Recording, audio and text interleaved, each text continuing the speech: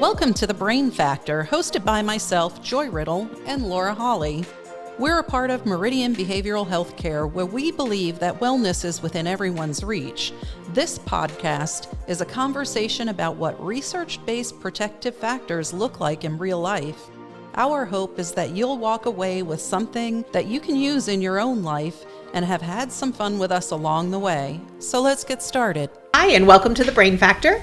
I am Laura, and this is Joy, and we are really excited that you have joined us here again this month. So I want to talk this month about communication, but something very specific. So I teach communication a lot, and there's different aspects, and I think we've even on this show talked about assertive communication and things like that.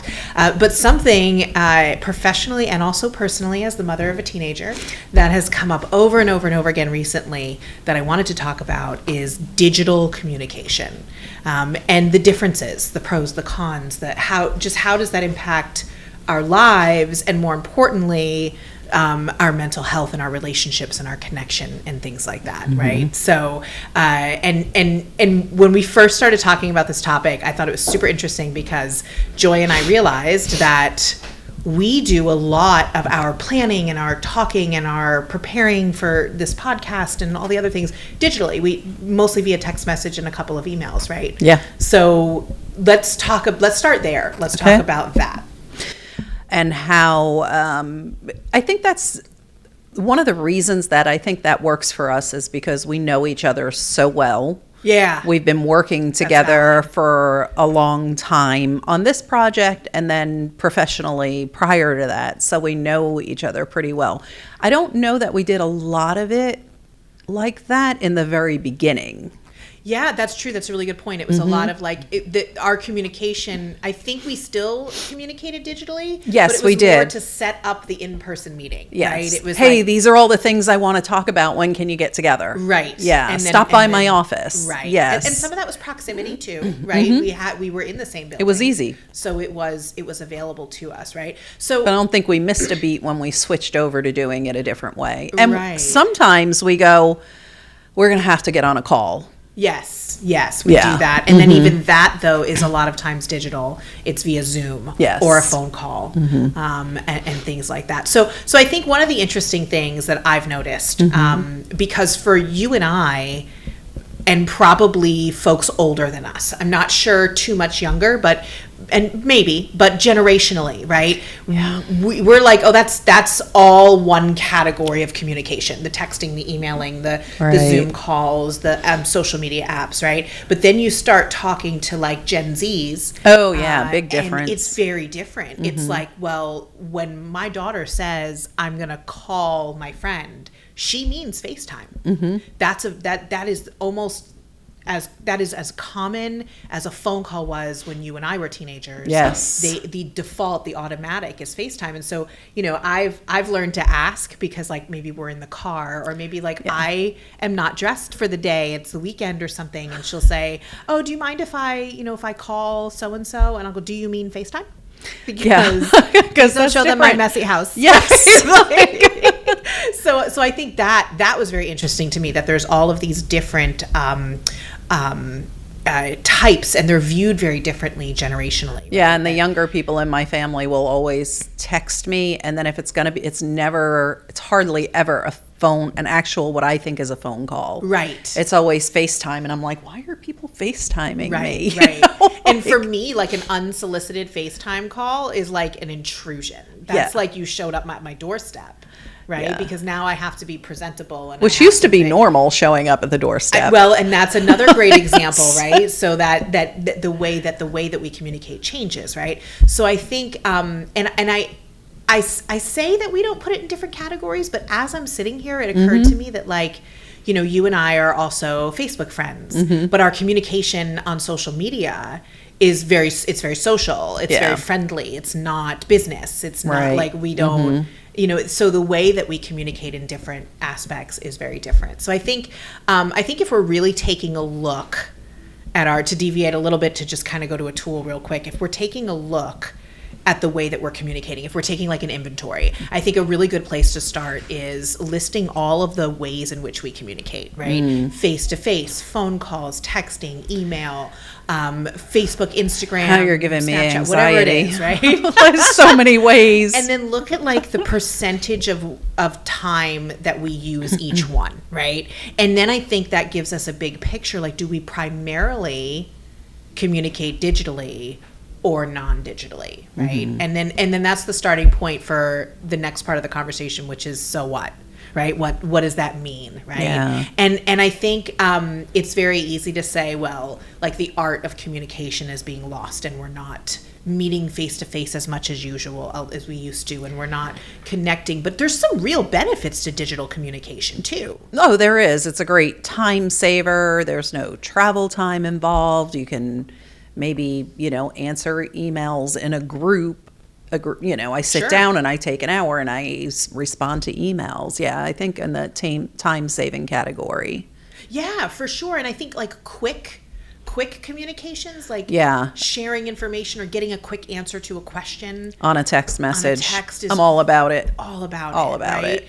And like, when was the last time, somebody was headed anywhere to meet you or you were headed to meet them and there wasn't some sort of communication about your ETA? Oh, we did Or it this that- morning. Right. Like, what does this look like for you, right? That's not a whole phone call. That's Yeah. a quick message and things like that. I also think it keeps us, digital communication, and I'm thinking specifically social media here, really helps keep us connected to people who are far away. Yeah. Right. I know that like I really amped up and jumped into the social media world about 15 years ago when my daughter was born. And that has allowed some distant relatives and some folks that I don't live near to really see and be a part Of her life of or your life, and our yeah. lives, and know what's going on with each other and Yeah. things like that. Of course, there's the shadow side to that, right? That when everything is so curated on social media, Yeah. it's the highlight reel, and we've talked about that before, and all the things that come with that, and the inadequacies, feelings of inadequacies, and insecurities, and stuff like that. But I think when we go into it knowing those things and really using it for what it's for, it's a very valuable tool, right? But also, it's not untrue, the criticisms, like the art of communication and the losing the face-to-face, right? So what are your thoughts on that? I wonder sometimes when I say face-to-face, I mean like I'm this. sitting in front of you right now. But if I'm on a Zoom call, is that not face-to-face as well? Right. See, for me, There's that like is. lots of crossover. There Yeah. is, there And it took is. me a minute to get there though. Yep. I was like, oh, this is Zoom, but it's no different. It's and so a video I think- chat. And I think that begs the question, like, when is that different? Mm-hmm. How is that different? And for me, in all the research and all the studies and everything Right. that I've written, it comes back to the perception, and most of it is rooted generationally. Yeah. Right. So when we talk about, so let's back it up. Let's back it way up and talk about the connection here to mental health, right? And so much of mental health, and we've talked about this before, is in our interpretation, right? Our so much of our emotions and our reactions are tied to our thoughts and our interpretation. So you may have a different emotion and reaction to something because you have a different thought about it, right, than I do. And so building on that concept, somebody like my father, right, who's in his 70s, and if I am Zoom calling him, does he count that as a visit? No. Right? That's you not, still owe him. Right. We weren't face to face, right? So somebody who's viewing that as not something that counts, is that going to more quickly lead to feelings of isolation and detachment and those kinds of things, right? Is that going to lend itself then to depression and anxiety and feeling lonely and things like that? But when now that person is dealing with people of a different generation who feel like they are connected to you and they are involved in your life and they're talking to you all the time. What do And you they mean? like all your They like all your everything stuff on Facebook, Facebook. and I saw that, Or and I saw Instagram. this, right? And I texted you, and we Zoomed last week, and we Yeah. did it right. But so then that person, that younger generation, feels filled up. That's Yeah, not a very risk factor, connected, right? right. But that older generation is now feeling those things of isolation. So a really good point. So I think paying attention to the perception of the folks that you care about and those relationships that you want to maintain and their perception of that digital communication. And people aren't always going to come out and say it. They're not always going to understand it themselves. So you kind of have to pay attention to what are their patterns of behavior. Are they texting you to set up the FaceTime call? Are they FaceTiming you and talking about when you're going to visit, right? Like pick up on those what's going cues. on with it. Yeah. Absolutely. I do think, though, and I want to get your take on this, I do think that at least with the video communications, we're getting the nonverbal communication. Yeah, I would agree with some of that. Okay. I would agree with that largely, I should say. Yeah. But, it depends how much of them you're seeing. Yeah, oftentimes when my daughter FaceTimes me or something like that, it's this close and all you can see is this. Oh, that's true. And you're not seeing anything. I mean, it's not problematic for us and we're not hiding anything back, but it's... Right, but no, that's a really good point that you are depending still on mixing how the you're box. Holding your camera, what you're using, Yeah. if you're using a computer, if you're using just your phone, what platform you're using, what your settings are. That's fair. So nonverbal communication. But you're still going to get some because you're going to see the face at least. Right. So we're going to get those facial expressions. But I could be over here going this to my husband, putting my arm out to side, saying thumbs down as I'm smiling, talking to you on the... And also, though, you bring up a good point because we're only seeing this, so much of even the unintentional nonverbal communication is how we're carrying ourselves. How your body is, how your sitting. feet are placed. Are you looking like you're ready to get out the door? Right. And even sitting, standing, walking, all of those things that happen naturally when you're in a space with somebody, you are sitting and you are in front of this. The posture is dictated for you, so we're not getting that piece. But we are getting the facial expressions. And on a phone call or on a video call, we're getting the pauses and the intonation, the tone. Right. And we're getting sighs and laughter and things like that we don't get with texting. So, like, how many times have you gotten a text and you're like, well, what does that mean? Because that could be taken multiple different ways, right? So I think that's something to consider as well. Is and then knowing how to respond to that if you get something you don't know, whether you text back to that one. I think there's so much behind this, Laura. I was like, oh, this one will be quick. But I don't know what your intention is, but how well do I know you? So if you say something that I might think, I'm like, what in the world is she saying? Do I then pick up the phone and call you or text back and say, what are you talking about? Well, there's the $1 million question. Right. When is the moment where you pick up the phone? Yeah. And I asked my Gen Z daughter that, and she looked at me like I had 3 heads. I bet. Because there's no line there for her and a lot of folks from her generation unless we teach it, right? But for you and I, we may have an answer. It might be different for you than it is for me, right? But there's some sort of, I would pick up the phone if it was this. I would pick up the phone if it was that, or wherever that line is. Yeah, and when I'm texting, if my thumbs are starting to feel a little tired from texting, I'm like, okay, this is stupid communicating this way now. Yes. This is too complex. I need to talk to Laura now or whoever. So how many times can I call you? Right. Yes. How many times have you started a phone conversation with, I'm sorry, it was just too much to type? Yeah. Yeah. It's like, this isn't going to work. I don't feel like typing all of this. I do that at work often. I don't want to type this all out. So. Or if it's like disjointed topics, right? Yeah. It's just, it's all over the place. It's not necessarily about what we're talking about. And also how many times, I'm guilty of this. How many times have you read a text message that you're about to send and you add like an LOL or an emoji just so it doesn't sound like something you're not intending it to sound or something you're trying to disguise it from if you're sounding trying to temper it like a little bit, like I don't want them to think I'm that mad. I'm being a little passive aggressive here, but I'm going to say LOL so that they get the passive part and not just the aggressive part, right? So I love it. I also think there's some benefits in terms of clarity though for texting and digital communication. Like number one, you can curate your response, right? You definitely. Can think about you get a what minute. You're gonna say. And, you know, as much as I try to knock it, you know, and I keep bringing up my daughter, poor thing.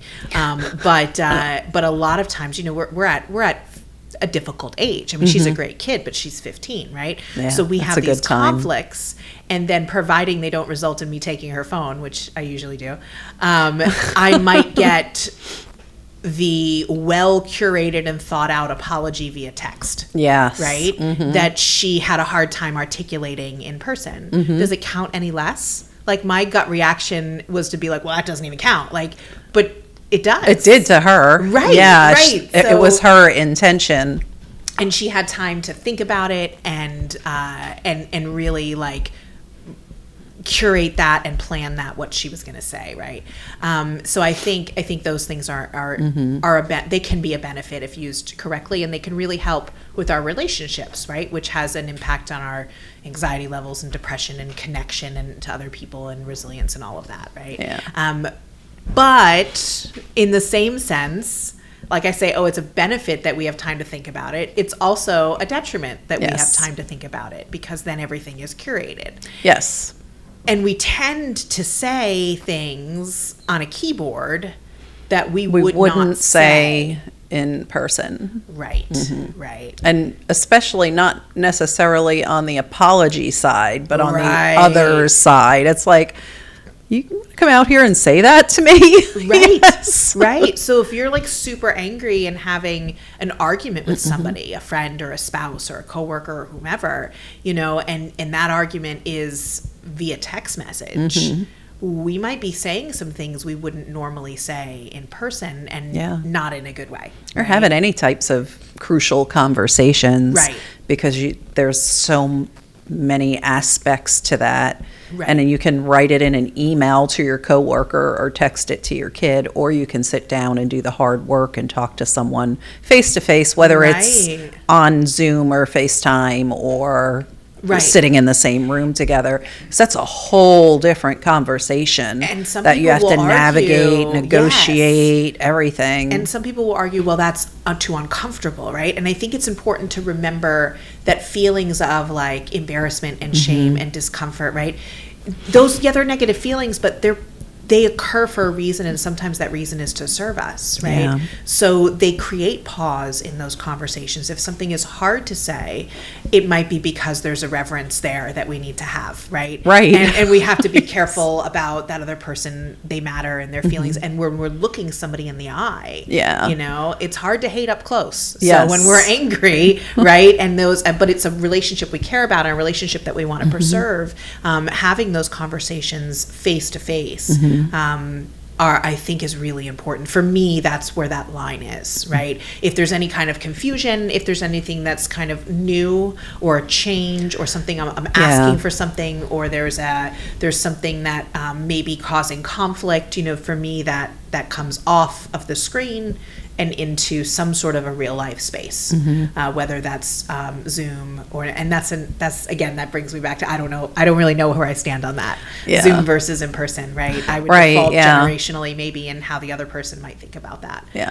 But also for me, I think with that particular question, if it's business related, I'm more okay with it being on a virtual type of thing. And I think personally, I prefer it differently. And I only say that as I'm saying that, I'm going to talk against myself right now, because personally, meaning if it's my friend, my family, something like that, I really do not want the delivery guy calling me or talking to me. I have the note that says, leave it at the front step, and they send me a text, and that's good. I think I would find it intrusive to get phone calls or, you know, have to answer the door, for goodness sake. Yeah, because if I was in that headspace, I would be going to the store myself. Right. Yes. But if I'm using delivery, it's probably my hair's up. I'm in a t-shirt and shorts, and you know the house is a mess. Absolutely, leave it on the porch. I'll see you on the ring cam. Yes, and I appreciate them so much. It's nothing to do with delivery people. I so appreciate them, because I don't go to any stores anymore.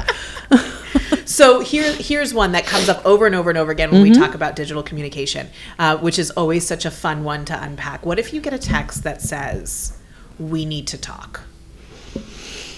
who's it from? That's it right there. Yeah, right? yeah. Who's it from? If we need to talk, I feel like someone's giving me their resignation or my husband's leaving. I mean, or someone died, and I had to do that recently when a friend passed away, and I had to call people. But I'm like, hey, are you driving? Can we talk? You want to send a text that says, oh, so and so died.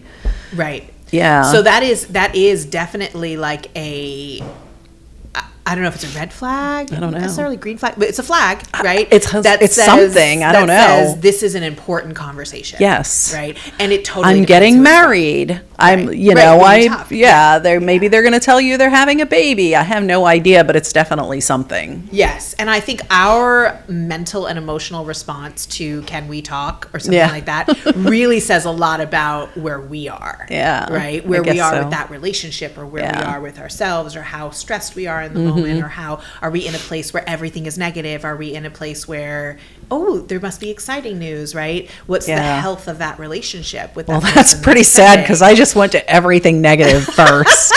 I'm like, my husband's leaving me. Well, it's also there's a tree in the roof. But it's also, is it out of character, right? Right. For that person to send you that. So then I think that would lend itself to negative too, which is also the negativity bias, which we're going to talk about in a future episode. Yeah. But yeah, our brains do go there. So I think that's always such an interesting one that produces so much conversation, because if it's like, your bestie and they're like, oh my gosh, we got to talk. That's tea. Yeah, then There's it's tea. like, oh wait, I want to get on there. Right, yes, there is tea. Versus like, girl, we need to talk, right? Yeah. Like, what did I do, right? Now I want to know what I did wrong. So I think that's, that we lose connotation and we lose all of that when it's in that digital space as well. I think that the big takeaway in terms of mental health is really talking about like our connection to other people, and that involves two people, right? That's not just insular. That is what is their perception. So I really think it's important to recognize and respect that these things look different generationally. Also, like generationally, like ease of use for technology can really be a barrier to that kind of communication feeling authentic. Because if we're so worried about, like, we have a joke in my family that my dad has like a Google FaceTime face, right? And it's this. Like, we hold our phones up and like you just see, like, for those that aren't watching and just listening, you just sort of see the top of his glasses and his nose while he's trying to figure it out, and like that's not a quality conversation until he's really settled in, right? So like, I think it's very important to remember those kinds of things as well. I know you gave me some pros and cons when we were talking about this for digital communications, and one thing that showed up as a pro was multitasking. Oh, yeah. And I could put that in as a con, too. Oh, yeah, that's true. That's true. Especially in a business setting, because, if it's digital and if it's a meeting or something, I'm probably not paying attention, even though I want to. I know. Or I just I'm not paying attention to all of it. If the webinar is too long, I am emailing and texting. Oh, and totally. I'm doing everything else on that webinar. Yeah, I'm typing "be right back." I'm going to shut my camera off for a minute, and I'm going to get a snack. Right.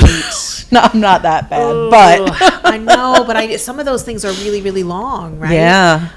And if it's not active, if you're not an active participant and you're in receive mode, only, it's not that what you're receiving isn't valuable. It's just that temptation is it's not just a strong temptation. It's almost a cultural norm. Yeah. Right. Where like, how many, and let me put it this way, let me put it in context. How many times are we in a business meeting that's on Zoom or WebEx or whatever, and someone's, do you have the yep, I'm emailing it to you right now. Yes. Like, we're already have socially accepted digital multitasking in the workplace. Yeah. So everybody that's a does short that. Trip right. To I'm also, I thought of this, let me send this text and have this sidebar conversation during this webinar or this Zoom meeting, right? Yeah. So yeah, it's a pro and a con. Yeah, one of the things I noticed with digital communication, like you were saying, I have a younger person that lives at my house too, And she almost always, her phone line, her video line is almost always open on her phone. She's like in the kitchen, she's doing dishes, and her best friend is there. And I don't know it. I could be, Right. you know, walking through the house in my pajamas or acting a way that I don't let outside people see. Like, what are you doing? And they're there, and I don't even know I have visitors in my house. Right. Because to me, To I that's a have visitor. visitors in my Absolutely, house. And she's just like, absolutely. oh, we're just talking. Yeah. Because there's so much more about, I don't know, better at being about feeling and things like Yes, that as yes. opposed to how things look. But Yeah. I'm old, so how things look Right. is important. Oh yeah, I delude myself all the Like, time okay. that the 15-year-olds on the other side of the FaceTime care about whether my laundry is picked up. Right, exactly. They don't, It's like, right? no. they do not. So yeah, and again, that's generationally though, like, right? That's Right. to my anxiety that, you know, and it's all those things to consider, the access. That matters that we nothing to have. them. Absolutely. Because I'm like, do you mean I've been over here having this conversation with someone else for 10 minutes that your boyfriend's listening to? Right. Right. Oh, but he's not really Oh, listening. he doesn't care. Yeah, well, I care. Right, absolutely. So I think what we really need to pay attention to, right? If you have not, if you think you don't communicate digitally a whole lot, you probably are wrong. Yeah. So going through that exercise of really listing all of the ways in which all the apps you use, email, Instagram, Facebook, all of the apps that you use, messaging, Zoom, everything, and then you're face to face.